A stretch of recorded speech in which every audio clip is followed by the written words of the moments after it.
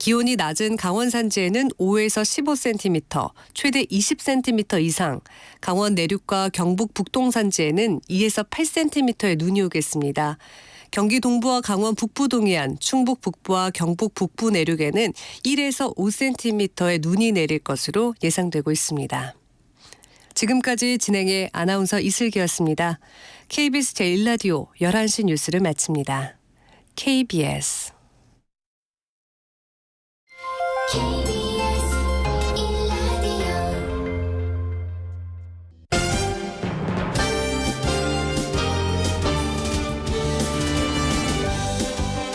KBS 1라디오 신성원의 오늘 세계는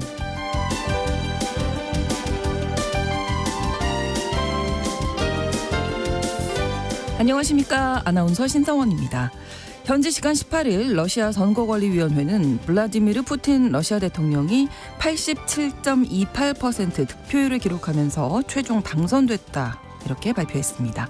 푸틴 대통령은 러시아의 민주주의야말로 여러 서구권 국가에 비해 더 투명하다고 주장하고 있지만 서방의 여러 나라에서는 투명한 투표함을 이용해서 민주주의를 흉내맞는 불투명한 선거였다라고 비판하는데요. 미국의 유력 일간지 워싱턴 포스트는 러시아 외에도 세계 여러 나라에서 선거가 치러지는 올해 민주주의가 눈에 띄게 쇠퇴하고 있다면서 민주주의 불황의 시기를 맞고 있다라고 표현하기도 했습니다. 이번 러시아 대선으로 세계가 진짜 민주주의란 무엇인지 점검하고 민주주의 불황을 극복하는 계기를 만들었으면 합니다. 오늘 주목할 국제사회 뉴스 잠시 후에 헤드라인 뉴스와 키워드로 정리해드리고요. 통신원 취재수첩에서는 인도네시아 통신원 연결해서 우리 영화 파묘가 인도네시아에서 흥행을 거둔 비결이 무엇인지 알아보겠습니다. 그리고 글로벌 이슈에서는 러시아 대선 결과를 짚어보고 푸틴 대통령의 당선이 국제사회 그리고 한반도 정세에 미칠 영향 짚어보겠습니다. 3월 19일 화요일 KBS 1라디오 신성원의 오늘 세계는 시작합니다.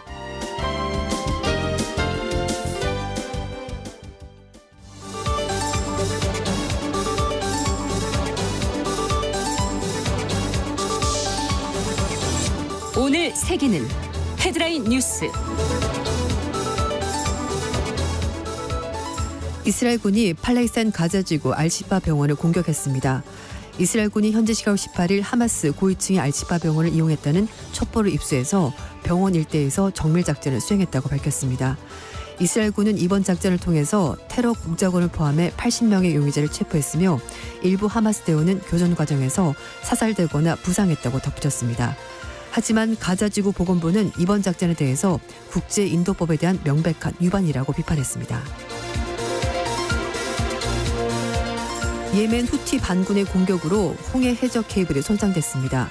예멘 후티 반군의 공격으로 지난달 침몰한 영국 상선 루비바로에 닿지 해적 케이블을 찢었거나 후티 반군이 고의로 테러했을 것으로 추정되는데요. 이 해적 케이블을 통해서 매일 10조 달러의 온라인 금융 거래가 이루어지고 있습니다. 영국의 파이낸셜 타임즈는 통신사들이 예멘 후티 반군 공격 이후에 홍해를 통해 온라인 트래픽 경로를 변경했다고 보도했는데요. 매설된 해적 케이블의 25% 이상이 절단, 손상되면서 데이터 흐름에 장애가 발생하기 때문입니다. 전문가들은 케이블 두세 개가 더 끊어질 경우 국가 단위의 데이터 마비 사태가 올 수 있다고 우려하고 있습니다. 미국에서 발암물질 성면의 사용이 전면 금지됐습니다. 미국 환경보호청은 18일 일부 표백제와 브레이크 패드 등에서 여전히 사용되고 있는 백성면의 사용을 금지한다고 발표했는데요. 이번 결정으로 1989년 이후 처음으로 성면 사용 중단명을 내린 지 35년 만에 최종적으로 성면이 완전히 퇴출됐습니다. 브라질과 러시아에서 주로 수출되는 백성면은 미국 산업에서 유일하게 사용되는 성면제입니다. 성면은 내구성, 내열성, 전기 전열성이 뛰어나고 값이 싸서 건설 자재, 전기 제품, 가정용품 등에 폭넓게 사용되는 천연 섬유인데요. 그렇지만 호흡기를 통해서 가루를 마시면 20년에서 40년의 잠복기를 거쳐 폐암을 유발하는 것으로 확인돼서 세계보건기구 산하 국제암연구소 1군 발암물질로 지정됐습니다. 진정세를 보이던 미국 휘발유 가격이 다시 오르고 있습니다. 우크라이나 러시아 정유시설 공격과 계절적 요인이 맞물리면서 휘발유 가격이 다시 오르고 있는데요. 전미 자동차 협회에 따르면 전국 주유소 평균 휘발유 가격은 갤런당 3.47달러로 1년 전 3.45달러보다 높아졌습니다. 미국 휘발유 가격은 지난 1월 갤런당 3.07달러가 떨어졌습니다만 2개월 만에 13%가 상승했습니다. 뉴욕 상업거래소 거래된 4월 인도분 텍사스 중진료 가격이 1.68달러 오른 배럴당 82.72달러까지 오르면서 거래를 마감해서 작년 10월 27일 이후 5개월 만에 최고치를 기록했습니다. 우버가 호주 택시에 거액의 합의금을 지불하게 했습니다. 차량 호출 플랫폼 우버가 호주 시장에 진출하면서 갈등을 빚은 현지 택시와 렌터카 업체 소속 기사들에게 2억 7,180만 호주 달러의 합의금을 물어주기로 결정했습니다. 호주 택시 및 렌터카 업체 기사 8천여 명을 대리하는 변호인은 우버로부터 합의금을 받고 빅토리아주 대법원에서 진행 중인 손해배상 소송을 취하하기로 결정했습니다. 이번 합의금은 호주 집단소송 관련 역사상 5번째로 큰 액수입니다.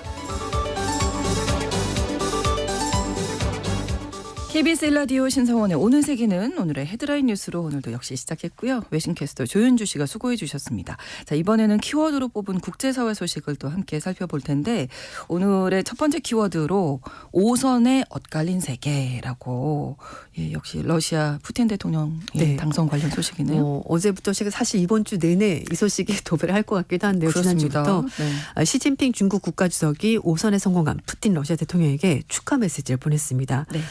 요즘 두 사람 간의 브로맨스가 여러 차례 확인이 되고 있긴 한데요. 네.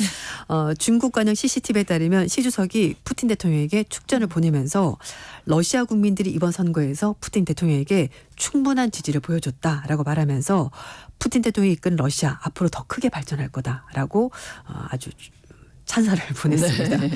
예, 푸틴 대통령이 15일부터 17일까지 있었던 대선에서 무려 87% 과연 가능한 숫자인가 싶을 정도의 득표를 보이면서 5선에 성공했고요. 네. 2000년, 2004년, 2012년, 2018년에 이어서 2030년까지 집권을 이어가게 됐습니다. 사실상 종신 집권이다라고 봐도 과언이 아닌데요. 네, 맞아요. 맞습니다. 시주석 역시 크게 다르지 않습니다. 그렇죠. 이 연임 초과 금지 조항을 깨고 법을 바꿨죠. 그래서 2022년에 3선에 성공하면서 초장기 집권 체제를 아주 단단하게 만들어뒀고요.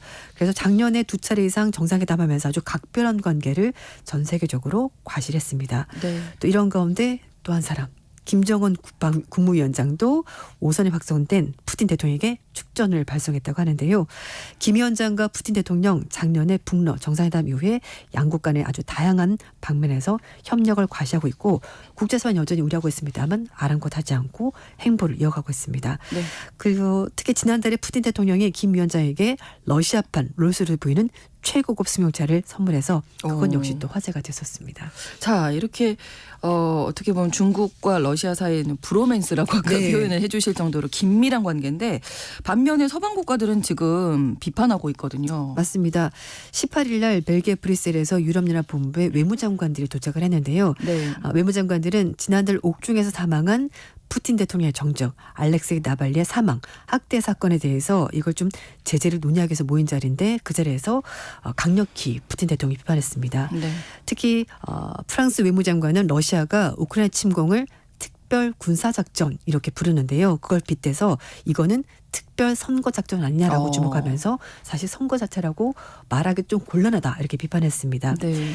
뿐만 아니라 존 커비 미 백악관 국가안전보장회의 전략소통보좌관도 푸틴 대통령이 정적들을 감옥에 다 가두고 대선에서 자신에게 불리한 사람들 아예 출마하지도 못하도록 막았다면서 이건 자유롭지도 공정하지도 못한 선거였다고 비판했습니다. 네, 이렇게 푸틴 대통령 당선되면서 앞으로 세계와 이 한반도 정세에 또 어떤 영향을 미칠지 잠시 후 글로벌 이슈 시간에 또 자세히 다뤄보겠습니다. 자, 두 번째 키워드로 테러범의 은신처라고 하셨는데, 네, 하마스의 대원들을 이스라엘은 테러범이라고 보고 있습니다. 그렇죠. 그래서 이제 알시파 병원을 다시 한 번 더 공격했는데 그 이유가 테러범들이 거기에 은신해 있기 때문이다라고 얘기했거든요. 작년 10월에 전쟁 시작한 이후 벌써 4번째 병원을 급습했습니다. 뉴욕타임즈 보도에 따르면 이스라엘군이 알시파 병원 일대에서 정밀 작전을 수행했다라고 밝혔는데요. 네. 사실 병원 일대가 지금 쑥대밭이 됐습니다. 작전 때문에 이게 건물 전체 곳곳에서 검은 연기가 치솟았는데요. 새벽에 급습을 시작했고 10시간가량 작전이 진행됐습니다. 이스라엘군이 탱크 15대, 불도저를 동원해서 병원 안뜰까지 들이닥쳤다고 뉴욕 타임스가 보도했는데요. 팔레스타인 보건부는 이스라엘군이 병원에 미사일을 발사하고 수술실까지 총격을 가했다 이렇게 말했습니다. 이스라엘 측은 병원 안에 숨어있는 팔레스타인 무장정파 하마스 대원, 뭐 테러범이라고 부르는데요.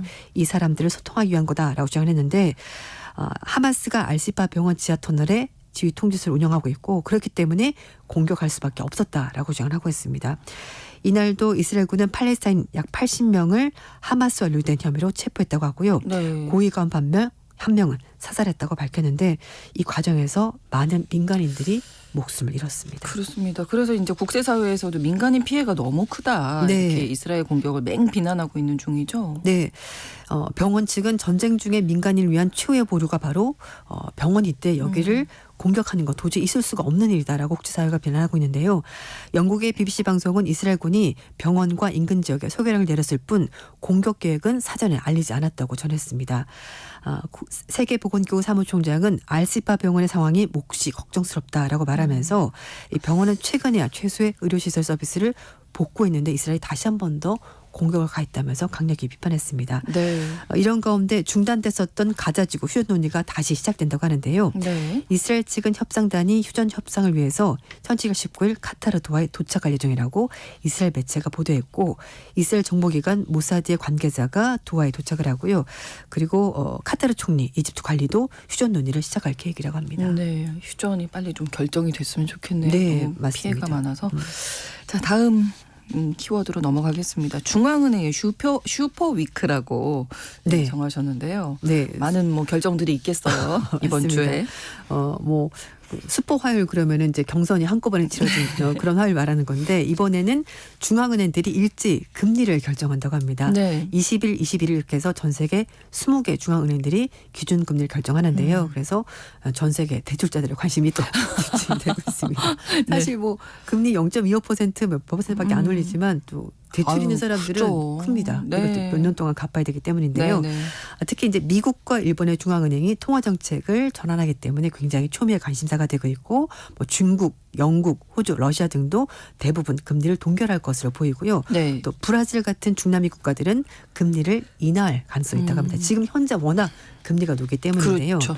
네. 블룸버그 통신 보도에 따르면 이번 주에 전 세계 10개 통화국 중에서 미국, 일본, 중국, 영국, 스위스, 호주 등 주요 6개국의 기준금리가 결정이 될 거다라면서 중앙은행의 슈퍼위크다 이렇게 전했습니다. 이외에도 러시아, 브라질, 아이슬란드, 노르웨이, 체코, 터키, 인도네시아, 대만, 파키스탄 이런 나라들도 기준금리를 결정하게 되는데요. 올해 들어서 이 한 주 동안에 이렇게 많은 국가가 동시에 기준금리 결정하는 것은 처음 있는 일이라고 합니다. 그렇군요. 가장 주목받는 나라는 아무래도 미국이겠어요? 네, 맞습니다. 현지 시각으로 19일부터 20일까지 연방준비제도의 연방공개시장위원회가 열리게 되는데요. 네. 일단 이번 회의에서 동결이 예상되는데 점도표, 이제 기준금리를 전망하는 그 점들을 찍기 때문에 이제 이걸 가지고 얼마나 내릴지, 얼마나 올릴지 이제 예측을 하게 되고요. 특히 네. 기준금리 인하 횟수에 대해서 연방 정부의 그 전망이 드러나기 때문에 관심이 큽니다. 올해 초에는 일단 6월쯤에 기준금리가 인하가 되고 총 3차례 될 거다라고 기대를 하고 있는데요. 네. 연준도 작년에 12월 점도표에서 올해 3차례 금리를 인하할 거다라고 전망했었습니다. 그런데 최근에 월간 고용 증가 그리고 소비자 물가 지수가 높게 나오면서 3차례보다는 2차례가 되지 않을까 이렇게 줄었어요. 이렇게 되면서 기준금리를 많이 내리지 못할 것이고 횟수도 줄 거다라고 하는데 이렇게 되면은 결국 시장이 좋지 않다는 해석이 나오기 때문에 그렇죠. 시장이 냉각될 가능성이 있다고 합니다. 그리고 또 하나의 관심사 일본 맞아요. 지금, 예. 네. 마이너스 금리를 끝내고 17년 만에 금리를 인상할 것으로 보이는데요. 물가 상승과 임금 상승이 선순환되면 그게 가능하다고 말했는데 네. 그렇게 될 것 같습니다. 물가가 이미 목표치를 넘어섰고요. 최근에 임금 상승률도 높게 나와서 그렇죠. 더욱더 금리 인상에 무게가 실리는데 현재 일본의 단기 금리가 마이너스 0.1%인데요. 이걸 0.1%포인트 올려서 0%에서 0.1%까지 금리가 올라가게 될 거다. 그러니까 마이너스에서 이제 플러스로 전환이 되는 거죠. 그리고 중국은 사실상 기준금리인 대출 우대금리를 결정하게 되는데 일단 동결할 가능성이 높다고 합니다. 영국이 21일, 스위스 21일, 노르웨이, 호주 이렇게 기준금리가 동결될 것으로 보이는데요. 아직까지 물가 상승률이 중앙은행 목표치보다 이제 높지 않기 때문에 이제 동결할 것으로 그렇게 예상이 나오고 있습니다. 그리고 말씀드린 것처럼 중남미 국가들은 이미 금리가 많이 높기 때문에 인하할 것으로 보이고요. 물가가 떨어졌고 금리가 위축됐기 때문입니다. 브라질은 20일 6차례 연속 0.5% 금리 인하를 통해서 기준금리 10.75%로 많이 높네요. 네, 내릴 것으로 보이고요. 네. 파라과이, 콜롬비아 역시 지난번에 이어서 금리 인하가 유력하다고 하는데요. 보시면 알겠습니다만 어디는 올리고 어디는 네. 내리고 어디는 멈추고 이렇게 되는데 각국의 물가 상황이 다 다르기 때문에 기준금리가 이렇게 서로 다르게 결정될 것으로 보입니다. 네, 중앙은행의 슈퍼위크 네. 수요일 목요일 21일에 많은 금리가 또 결정이 된다 소식 전해드렸고요. 자, 네 번째 키워드로 호황이라는데 실감이 안 나네요. 네, 라고. 맞습니다. 어느 나라가 이런가요? 일본 증시가 지금 사상 최고치를 경신하면서 네. 일본 주식에 투자하신 분들은 꽤 짭짤하게 수익을 올리고 있는데 네. 일본 국민은 대다수 아직까지 경기가 좋다는 게 실감나지 않는다 이렇게 대답했다고 합니다. 워낙 경기 상황이 안 좋았어서요. 네, 최근 맞아요. 몇 년 동안. 네. 네. 아사히 신문이 16일부터 17일까지 일본 국민 1,065명을 대상으로 여론조사 해봤는데요. 경기가 좋아진 것이 실감이 납니까? 라고 물어봤더니 88%가 아니요. 경기 좋은 거 맞아요? 실감나지 네. 않습니다. 이렇게 대답했고요. 경기가 좋아졌다는 것을 실감합니다라는 대답은 12%에 불과했습니다. 그러니까 10명 중 9명은 저는 잘 모르겠습니다. 경기가 그러네요. 좋아졌다는 것이 이렇게 대답했는데요. 네. 말씀드렸습니다만 일본의 대기업들이 역대급으로 임금 인상을 추진하고 있는데 네, 이게 네. 중소기업까지는 온기가 전달되지 않을 것 같아서 그렇습니다라고 대답했습니다. 여론조사에서 일본의 역대급 임금 인상 추세가 중소기업까지 확대될 것 같습니까? 라고 물어봤더니 68%가 저는 기대하지 않습니다. 라고 대답했고요. 기대해도 되겠습니다라는 대답은 30%에 불과했습니다. 그리고 지난해 3월 달 동일한 질문에서 응답이 62% 기대할 수 없다고 응답했고요. 36%가 기대할 수 있다고 대답해서 큰 차이가 없었습니다.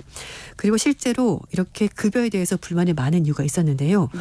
우리나라 근로자와 일본 근로자 간의 임금 격차가 있었습니다. 네, 네. 한국경영자 총협회가 공개한 한국 일본 간의 임금 현황 추이를 보면은요.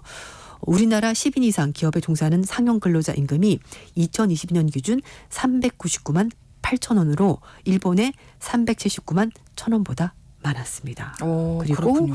20년 전인 2002년에 한국이 179만 8천 원으로 일본의 385만 4천 원보다 비교도 안 됐죠. 근데 네. 그 과정 중에서 우리나라는 계속 급여가 올랐고요. 일본은 네. 보시면 그냥 그대로 그 자리에 네. 멈춰 있군요. 그렇습니다. 그래서 인상이 일본- 거의 안 되고. 그러니까 허리띠를 졸라매고 아낄 수밖에 없었고 아. 그렇기 때문에 이렇게 대기업들은 급여가 올랐지만 중소기업까지는 급여가 오르지 않을 것 같다 이렇게 전망했습니다. 그리고 2022년 기준 대기업은 더 차이가 확연했는데요. 네. 우리나라는 588만 4천 원, 일본은 443만 4천 원, 거의 100만 원 넘게 차이가 그러네요. 났습니다. 그렇기 때문에 일본 국민들은 여전히 온기를 느끼지 못하고 있다 이렇게 대답한 겁니다. 네, 앞서서도 뭐 일본 중앙은행이 이제 17년 만에 금리 인상에 나선다고 하니까 네. 전체적으로 좀 호황을 만들기 위한 노력이 맞습니다. 많이 벌어지고 있지 않나 이런 생각 해봅니다. 일본 상황이었고요. 자, 다음 키워드는 시장을 뒤흔들 블록버스터. 어떤 뭐 영화 얘기인가요? 애플과 구글이 네. 아이폰에 인공지능 챗봇인 제미니를 탑재하기 위해서 협상을 진행하고 있다고 합니다. 요즘 아. 챗봇 다 쓰잖아요. 이제 그렇죠. 어디 접속하는 것이 아니라 휴대폰 자체적으로 탑재를 해서 편하게 쓸 수 있다고 하는데 오. 뭐 아직까지 구체적 계약 조건, 브랜딩 결정이 안 왔는데 애플은 아이폰 운영체제 차기 버전인 iOS 18에 자체 AI 모델을 기반으로 새로운 기능을 준비하고 있다고 합니다. 네. 클라우드 통해 제공되는 것이 아니라 단말기에서 바로 작동하는 기능에 중점을 준다고 하니까 훨씬 더 편리하게 쓸 수 있을 것 같은데요. 그러네요. 이 블룸버그 통신은 애플과 구글이 아이폰의 생성형 AI인 제미니를 탑재하는 안에 대해서 합의를 하게 되면은 AI 업계를 뒤흔드는 블록버스터급 소식이 될 거다 이렇게 전망했습니다. 네. 두 회사가 워낙 시장에 장악하는 그 힘이 크기 때문인데요. 네. 실제 애플과 구글의 거래가 성사가 되면 두 회사는 검색 파트너십을 구축하게 된다고 합니다. 구글은 자사의 검색 엔진인 사파리를 아이폰 내 기본 옵션으로 만들기 위해서 애플 측에 매년 수십억 달러의 돈을 줬다고 하는데요. 이번에 협상이 진행이 되면 네. 구글은 제미니의 잠재 사용자 수십억 명을 확보하게 되는 겁니다.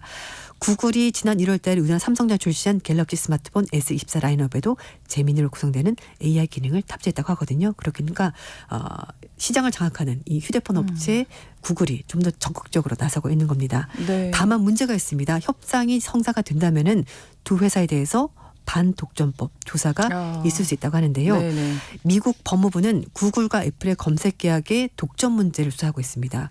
미국 정부가 두 회사가 모바일 기기에서 검색 시장을 장악해서 단일 법인을 운영이 된다고 보고했기 때문인데요. 특히 유럽연합의 규제 압력도 커질 수 있다고 하는데 이 회사 두 개가 합쳐지는 것이 손을 잡는 것이 소비자들에게 좋을지 나쁠지 이거는 그러게요. 좀 생각을 해볼 부분이 있을 것 같습니다. 네. 자, 다음 이야기는 축구랑 핑크랑 그렇게 이상해요라고 정하셨는데 독일 축구 국가대표팀 뭐 그 유니폼이 새 디자인이 나왔다면서요? 근데 요즘 핑크색이 유행이라고 하더라고요. 저 오늘 마침 맞죠? 핑크색 바지를 입고 왔습니다만. 네, 남성복에도 핑크색이 맞아요. 예, 그렇죠. 예. 그래서 독일의 축구 국가대표팀이 새로운 유니폼을 공개했는데 네. 이거 핑크색을 쓴 걸 가지고 좀 독일 내에서 찬반 여론이 있다고 합니다. 예, 독일 축구협회가 올 여름에 유럽 축구 선수권 대회에서 입을 새로운 유니폼을 발표했는데요. 핑크색입니다. 그런데 해당 게시물이 17일까지 그 게시된 걸 봤더니 무려 1,500개 댓글이 달렸는데요. 네. 이 원정 유니폼이 분홍색, 이제 보라색 이걸 두고서 발레단이냐? 가장 취약한 유니폼이다. 차라리 하일과 핸드백도 같이 팔아라. 이렇게 이제 비난이 나왔다는 뭔가 거죠. 좀 여성적이다 이렇게 네, 색깔 보는 자체를. 거군요. 근데 네. 사실 이게 좀 그런 게 요즘은 색깔 자체로 남녀를 구별하지 않습니다. 그럼요. 그렇죠. 네, 예전에는 네, 네. 뭐 이제 그 뭐 하늘색, 파란색은 네, 맞아요. 남자 아이들, 뭐 분홍색. 핑크색은 여자 아이들. 근데 요즘은 그렇게 교육 안 네, 시키거든요. 맞아요. 그래서 이제 이 제작한 측이 아디다스라고 하는데요. 네. 원정 유니폼에 대해서 독일의 신세대 축구 팬과 국가의 다양성을 반영한 거다. 그렇게 색깔론을 가지고 볼 일이 아니다. 이렇게 해명했고요. 네. 근데 또 홈 유니폼은 좀 다르다고 합니다. 전형적인 흰색 바탕에 검은색, 빨간색, 금색으로 돼 있어서 네. 독일 축구의 전통성을 잘 표현했다라고 평가를 하고 있다고 하는데요. 하지만 독일의 국가대표팀 축구 선수는 홈 유니폼은 전형적인 독일 유니폼이고 뭐 고전적이지만 원정 유니폼은 쿨하고 특별하지 않냐라면서 긍정적 얘기했다고 하는데요. 일단 새로운 유니폼은 이번 달 말에 처음 착용한다고 하고요. 26일 프랑크푸르트에 열리는 네덜란드 친선 경기에서 네. 원정 유니폼을 선보인다고 하니까 뭐 예쁠 수도 있죠. 그럼요. 네. 새로운 것들은 원래 처음에는 약간 이런 반응이에요. 맞아요. 거부 반응이 근데 있어요. 익숙해지면 괜찮거든요. 맞습니다. 어떤 모습일지 좀 지켜보도록 하겠습니다. 자, 이렇게 오늘의 헤드라인 뉴스와 키워드까지 외신캐스터 조윤주 씨와 함께했습니다. 오늘도 고맙습니다. 네, 감사합니다. KBS 일라디오 신성원의 오늘 세계는 1부 마무리하겠습니다. 11시 30분부터 일부 지역에서 해당 지역 방송 보내드리고요. 노라 존스의 노래 오랜만에 듣겠습니다. What am I to you 함께 들으시죠.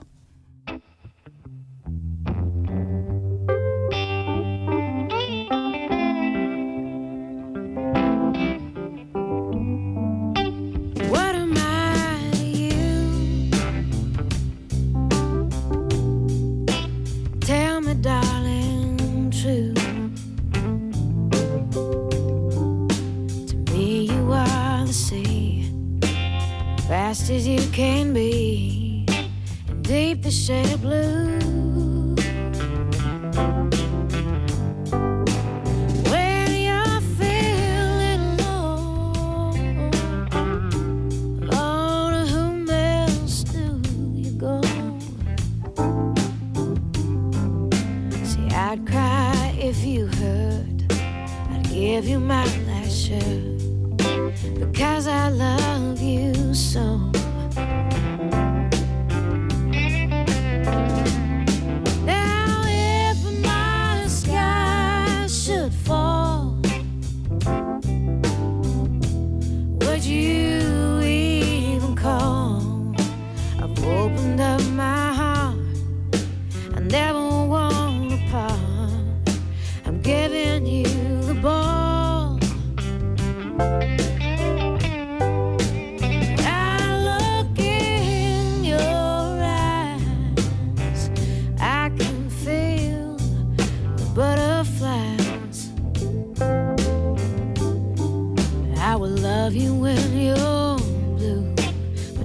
and darling, true. What am I to you?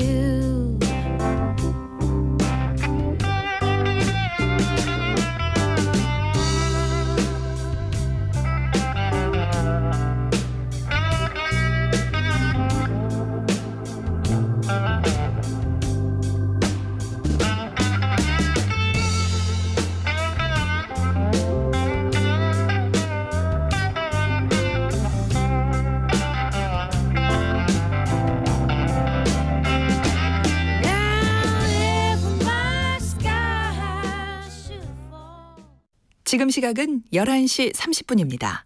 KBS Ladies and gentlemen. 국제사회의 다양한 뉴스를 한눈에 KBS 1라디오 신성원의 오늘 세계는 세계를 바로 보는 최소한의 투자입니다.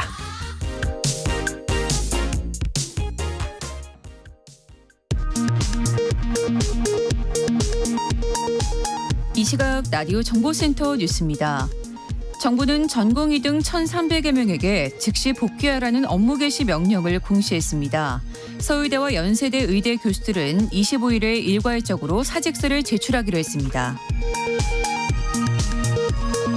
윤석열 대통령이 의대 증원을 포함한 의료개혁은 국민의 명령이라며 2,000명 증원 방침을 다시 한번 밝혔습니다. 윤 대통령은 대통령 직속의 의료개혁 특위도 다음 달 구성하겠다고 말했습니다. 지난 14일 경남 통영 욕지도 해상에서 침몰한 어선에서 실종자 1명이 발견됐습니다. 이로써 사고 선박에 타고 있던 선원 11명 가운데 외국인 선원 7명은 구조되고 한국인 선원 4명은 숨진 것으로 최종 확인됐습니다. 김정은 북한 국무위원장이 어제 남한 전역을 타격권으로 두는 초대형 방사포의 사격 훈련을 지도했습니다. 초대형 방사포는 단거리 탄도미사일로 북한은 전술 핵탄두를 장착할 수 있다고 주장하고 있습니다. 구테르스 유엔 사무총장은 가자 지구의 팔레스타인 주민 110만 명이 재앙적인 굶주림 상황에 직면해 있다며 즉각적인 인도주의적 휴전과 구호품 전달 보장을 촉구했습니다. 지구온난화로 바다수온이 급격히 오르면서 지난해 3월 중순 이후 세계 바다의 평균 해수면 온도가 매일 역대 최고 1일 기록을 갈아치우고 있다고 CNN 방송이 보도했습니다. 2023년 전체 평균 해수면 온도는 전년보다 0.25도씩 오른 것으로 나타났습니다. 여름에서 가을로 넘어가는 남반구 브라질 중남부에서 열돔 현상으로 때 아닌 폭염이 이어지는 가운데 지난 주말 리우데자네이루 체감온도가 62.3도를 기록했습니다. 이는 2014년 체감온도를 측정하기 시작한 이후 가장 높은 온도입니다. 지금까지 라디오 정보센터 뉴스 정원나였습니다.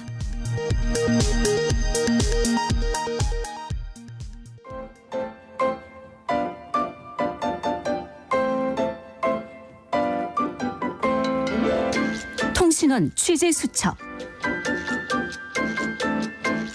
통신원 취재 수첩 오늘은 인도네시아 자카르타 연결해 보겠습니다. 한상재 통신원이 기다리고 계신데요. 안녕하세요. 네, 안녕하세요. 자카르타 한상재입니다. 네네. 자, 한국에서 영화 파묘가 지금 1,000만 관객 기록을 앞두고 있는 상황인데요. 인도네시아에서 이 영화가 인기라면서요? 예, 그렇습니다.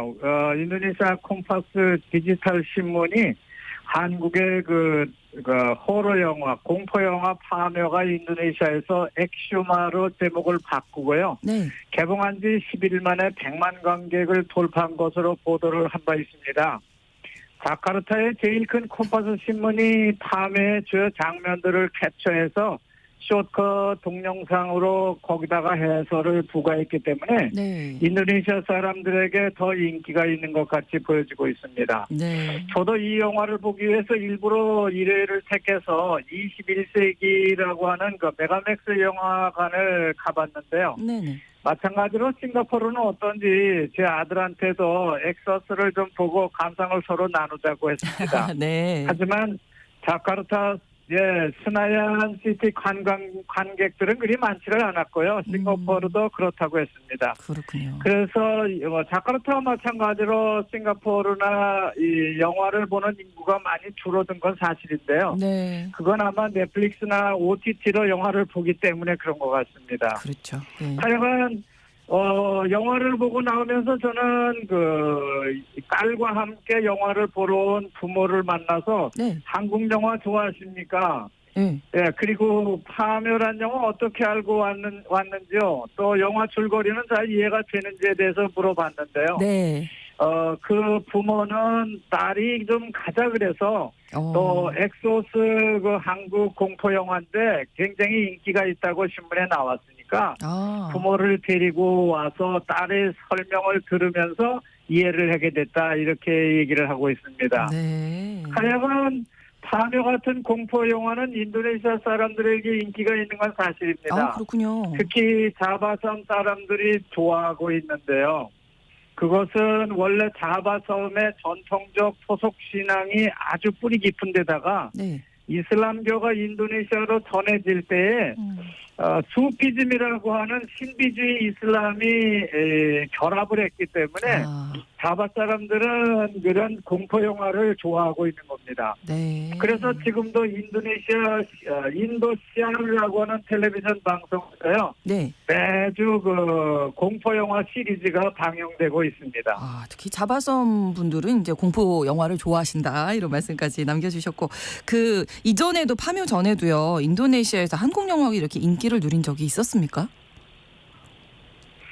물론이죠. 그 중에서 제일 오래 인기를 누렸던 영화는 역시 오징어 게임입니다. 역시. 네. 그 전에도 한국 영화는 인도네시아 팬들 곁으로 소개되기는 했는데 네. 오징어 게임이야말로 인도네시아에서 그 인기를 크게 누린 반면에 그런 다른 영화들은 그렇게 오래 가지는 못했습니다. 네. 오징어 게임은 한국 드라마에서 거기에 가지고 빠져있던 인도네시아 한류 팬들을 영화로 불러내는데 큰 역할을 감당한 것 같습니다.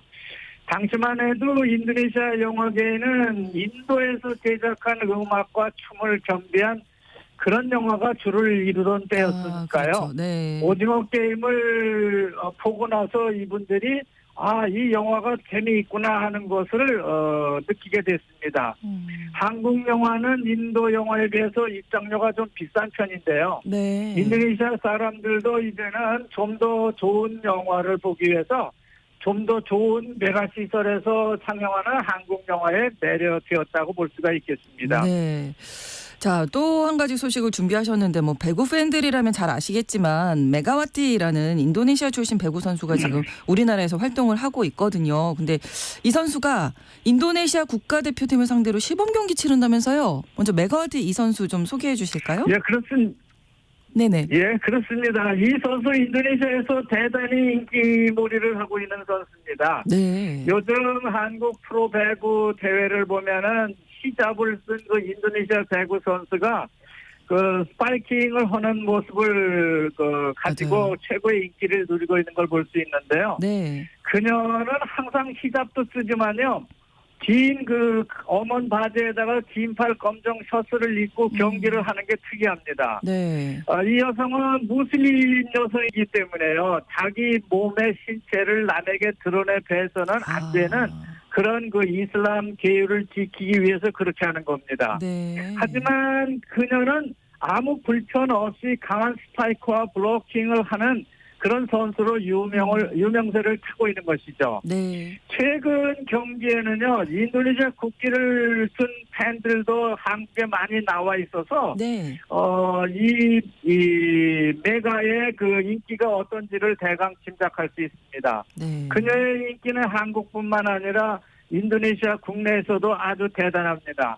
4개월 만에 벌써 그 팔로워가 그 10만 명을 넘었고요. 경기가 있으면은 50만 명 정도가 볼 정도로 대단한 인기를 누리고 있습니다. 네. 이 메가와티 이 선수가 속했던 인도네시아 국가대표팀 시범 경기를 가질 예정이라고 하는데 언제인가요? 그렇습니다. 4월 20일입니다. 그러니까 네. 곧 내일 모레 이제 경기를 하게 되는데요.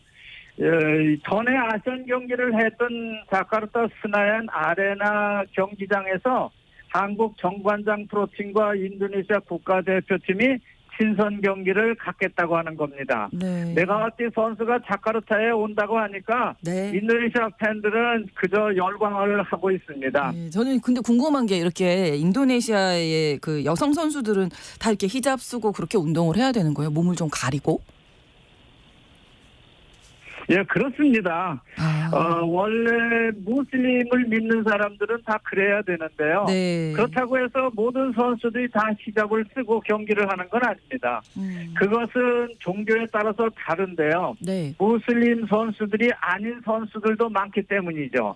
하지만 종교가 무슬림인 여성 선수들은 대부분 히잡을 쓰고 경기를 하게 됩니다. 수영 같은 경기를 할 때도요. 네. 히잡과 긴 바지 그리고 긴 팔로 자기의 신체 부위를 모두 가립니다. 그렇군요. 그래서 우리나라 비키니 수영복은 인도네시아에서 잘 팔리지 않습니다. 그렇겠네요. 그저 얇고 습한 원단으로 만든 무슬림 여성 수영복이 팔릴 뿐입니다. 네. 특히 메가 선수는요. 네. 한국에서 경기를 할 때도 이슬람 율법이 정한 대로 긴 바지와 긴 팔로 자신의 신체 부위를 잘 가리고 경기를 하고 있습니다. 네. 우리가 보기에 좀 불편해 보이긴 하는데요. 그렇죠. 네. 실제로 그렇지는 않은가 봅니다. 어쨌든 히잡을 쓰고 운동을 하든 긴 바지나 긴 팔 셔츠를 입고 운동을 하든 그것은 법이나 규정으로 인도네시아가 정하지는 않습니다. 어디까지나 개인의 종교적 선택이라고 볼 수 있는 것이죠. 그렇군요. 오늘 소식 잘 들었습니다. 예, 감사합니다. 네, 인도네시아 자카르타 한상재 통신원이 소식 전해주셨습니다.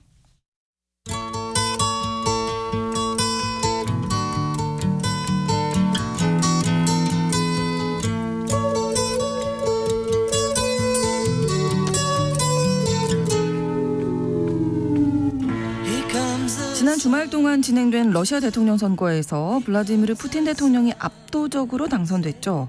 푸틴 대통령은 이로써 유례없는 장기 집권의 길을 열면서 55번째 임기에 들어가게 됐습니다.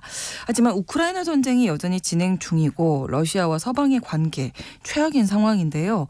푸틴 대통령의 장기 집권이 전쟁 그리고 한반도 정세에는 또 어떤 영향을 미칠지 자세히 글로벌 이슈 시간 살펴보도록 하겠습니다. 한겨레 신문 정의길 선임 기자와 함께합니다. 어서 오세요. 안녕하세요. 자, 이번 대선 결과의 의미 좀 짚어주실까요? 이전 투표 결과가 먼저 보죠. 네. 74%의 투표율을 기록했고 푸틴이 80%의 득표로 당선됐습니다. 투표율, 득표율 다 대단합니다. 대단합니다. 네. 이거는 투표율이 최고였던 거는 1996년에 한 70%였었는데 네. 이보다 한 5%포인트 높고 네. 득표율도 종전 최고는 2018년 푸틴이 기록한 76% 정도였는데 네. 약 10%포인트가 높은 거죠. 그리고 득표율이 80%를 넘은 것도 러시아에서는 처음이라고 합니다. 그러니까요. 득표율이 87%는 정말 놀라운 결과가 아닌가 싶은데 네. 어떻게 보면 장기 집권에 이제 한 발 더 다가선 게 아닌가. 예. 그렇습니다. 푸틴은 이번 선거로 해서 앞으로 6년간 더 집권을 하게 됩니다. 2030년이 되겠죠? 네. 그렇게 되면 집권 30년이 됩니다. 그러니까 2000년부터 2030년까지. 네, 그러면은 그리고 나서 또 건강이 허락되면 아마 그 뒤로 또 나올 겁니다. 현행 러시아 헌법은 대통령 임기가 6년이고 재선이 허락됩니다. 그렇군요. 네, 그러니까 2030년이 되면 푸틴의 나이는 78살인데요. 네. 2036년까지 집권하게 된다면 84살이 되겠죠. 84살이 되는. 근데 현재 뭐 조 바이든 미국 대통령이 81살인데 네. 지금 재선에 도전하니까는 네. 푸틴이라고 무리한 해서 얘기도 아니죠. 아니다. 네. 스탈린이 과거에 소련의 철권 통치자 스탈린이 30년 집권을 했는데 아마 이 기록을 깰 것 같습니다. 그래서 이제 현대판 자르다 뭐 이런 별명도 생겼던데 그 동안에 어떻게 이 푸틴이 권력을 다져왔는지 좀 한번 살펴주시죠. 푸틴은 원래 소련 시절에 비밀 정보 기관인 KGB 요원이었습니다. 네. 동독에서 주둔을 하다가 동독이 망하니까 러시아로 돌아왔습니다. 그래서 상트페테르부르크 시장 선거를 도와주다가 네. 1996년부터 모스크바로 와갖고서 소련의 국유재산, 과거 소련의 국유재산을 갖다가 이전하고 나눠주는 일을 그런 일을 맡았습니다. 그렇군요. 당시 러시아는 이 소련의 국유 재산을 나눠 먹는 올리가리히라고 하는 이제 신흥 재벌들이 있었는데 네. 이 부정부패가 극심했습니다. 아마 푸틴은 그걸 하면서 이 소련의 러시아의 핵심인 금권을 상황을 잘 파악한 것 같아요. 그러겠네요. 그리고 나서 곧 KGB의 후신인 연방보안국 국장으로 승진을 했습니다. 네. 그러니까 금권과 정보 이 두 가지를 갖다가 딱 파악하게 된 거죠. 그래서 1999년 8월에 총리로 임명이 됐습니다. 네. 총리로 임명돼서 6개월 만인 1999년 12월 31일 오.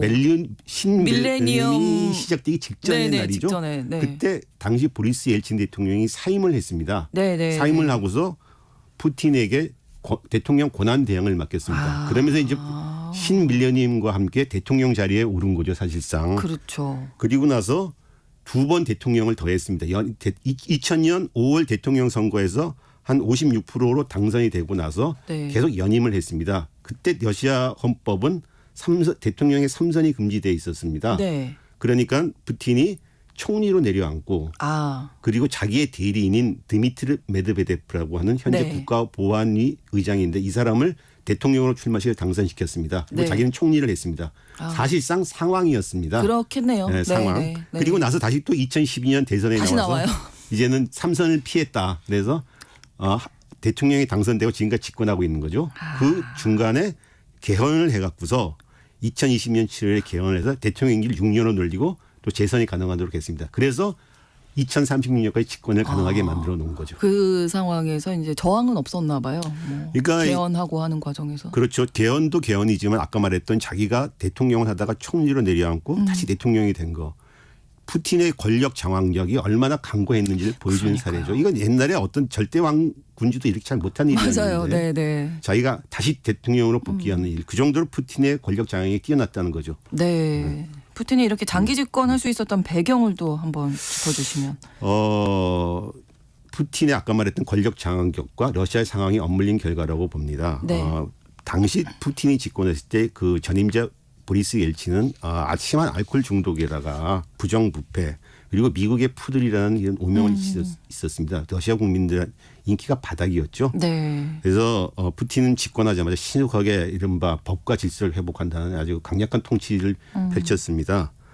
첫째는 아까 말했던 그 소련 국유재산을 갖고서 그 커온 신흥 재벌을 정리했습니다. 네. 올리가르히라고. 물론 네. 이거 다 없애버렸다는 게 아니고 자기에게 우호적인 체제로 만드는 거죠. 그렇지만 어쨌든 간에 과거 같은 이제 난삽한 부정부패를 갖다 정리를 했습니다. 그래서 또 토지, 세금, 노동관리법도 정비를 했고요. 무엇보다도 소련의 최대 자원인 석유 등 원자재 네. 이 값이 폭등했습니다. 푸틴의 집권과 함께. 경제가 좋아졌군요. 그러면. 푸틴이 집권했을 적에 석유가 배럴당 한 20달러 밑이었는데 네. 8년 집권을 하고 났을 때 보니까 한 140달러까지 치솟았습니다.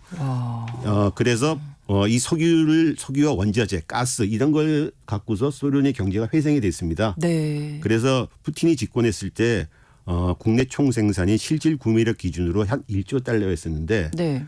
8년 뒤에 한 33조 달러로 3배, 300% 늘었습니다. 현재는 우크라이나 전쟁 직전까지는 한 5조 4천억 달러 정도 됩니다. 어쨌든 푸틴이 경제를 회복했습니다. 그러네요. 그리고 사회 혼란도 수습했습니다. 그렇죠. 그리고 권력 장악의 그립이 뛰어납니다. 그러면 뭐 네. 국민적 인기, 지금 장기 집권의 지지도가. 배경이죠. 예. 네.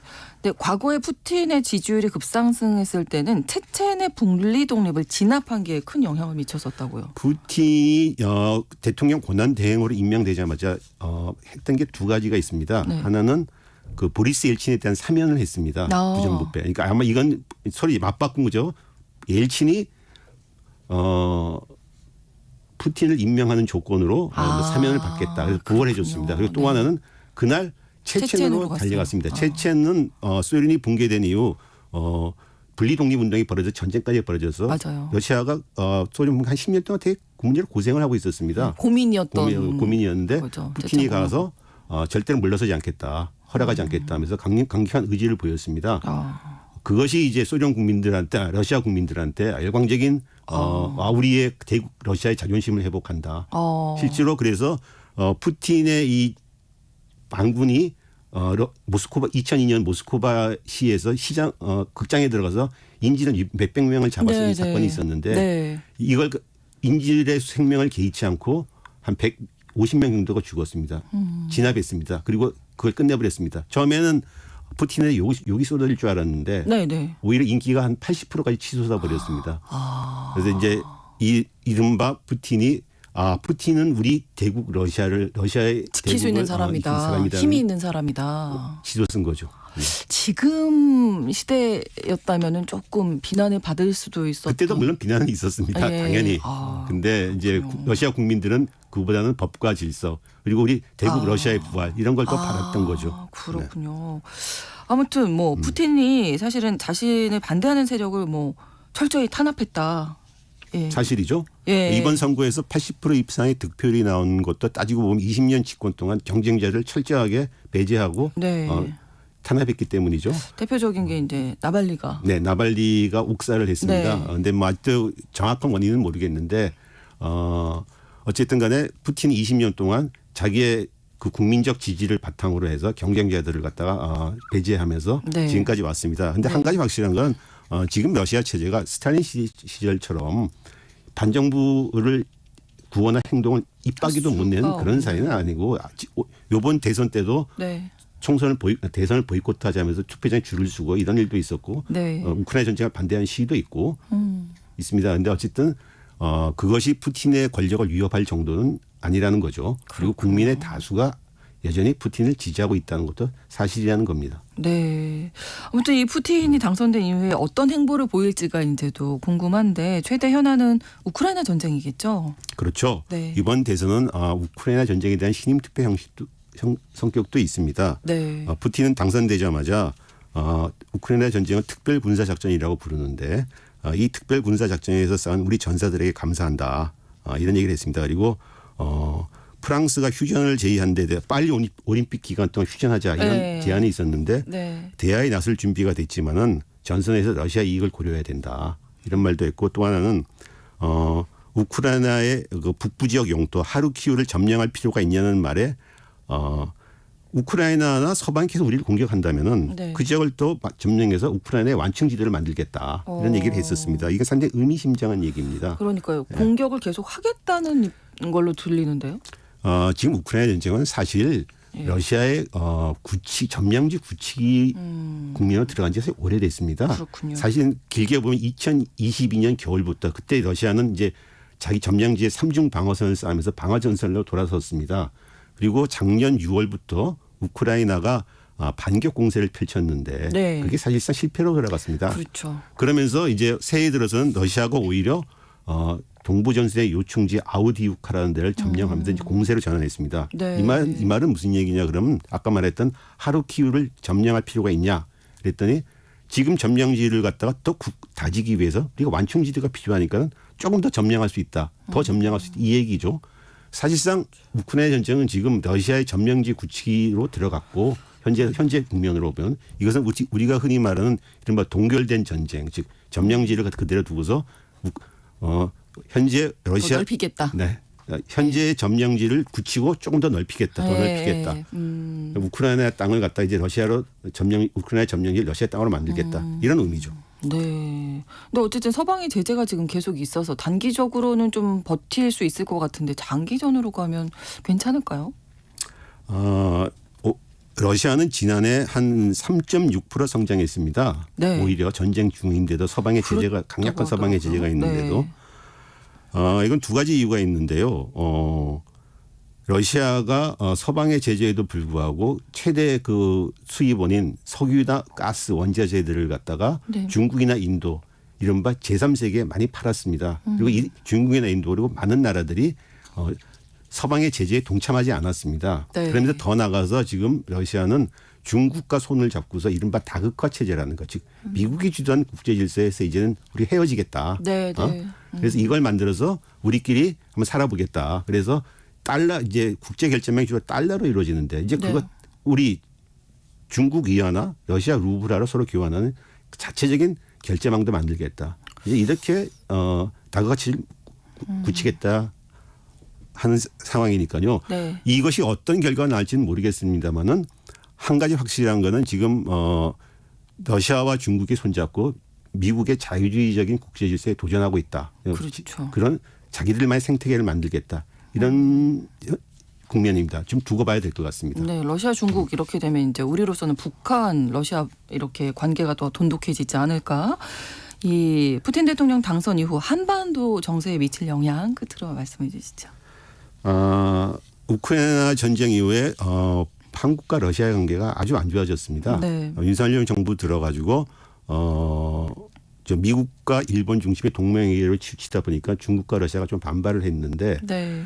그 최근 우크라이나 전쟁에서 한국이 포탄을 지원하고 이런 문제로 해갖고서 논란이 있어가지고 아주 험한 말이 오갔습니다. 네. 그래서 결국은 지난해 9월에 북한의 김정은 지도자인 김정은이 러시아 연해주를 방문했다가 푸틴과 정상회담을 했었죠. 네. 그래서 이게 러시아 북한 간의 전략 관계가 격상됐고 러시아는 북한한테 위성 기술도 제공하고 이런 아주 긴밀한 관계를 형성하게 그러니까요. 됐습니다. 네.